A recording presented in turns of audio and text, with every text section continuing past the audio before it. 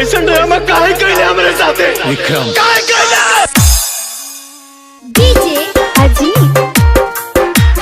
DJ Ajit DJ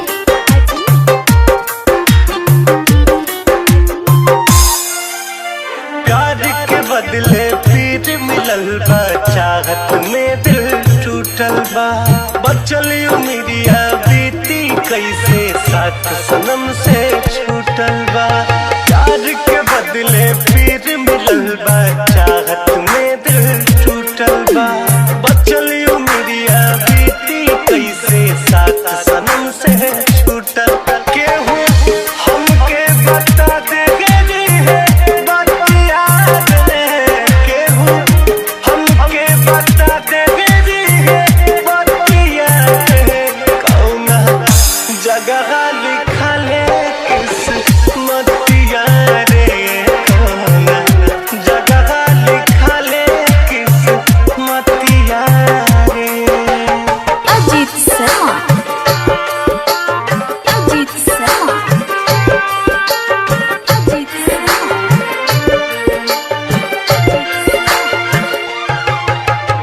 Ajit हसीना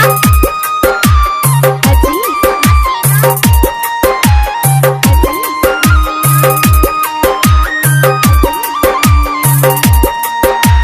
स्वर्ग नियन जिंदगी हो के फिर काहे नरक हो जाला हो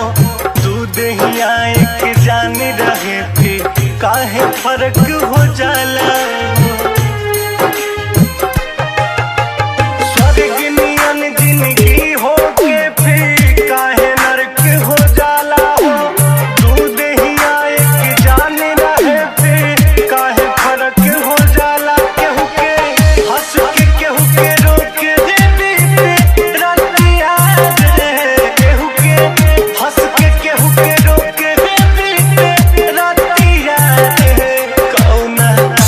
जगह लिखल है किस्मतिया रे कौना जगह लिखल है किस्मतिया रे तुके भुला त नहीं सकल काहे के प्यार करीला जब तक ते खुद चल के ना आई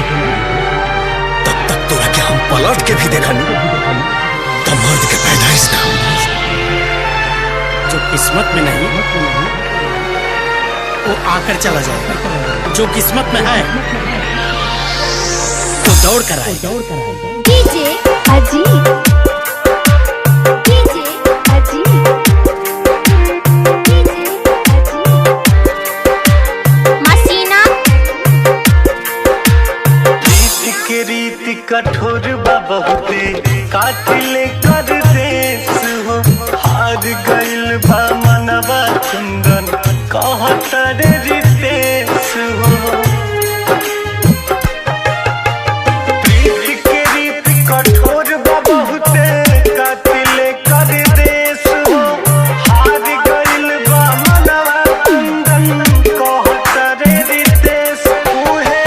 पीर देता जैसे बापी रितिया दे उहे पीर देता जैसे बापी रितिया रे कौना जगह लिखल है किस्मतिया रे कौना डीजे जगह लिखल है किस्मतिया रे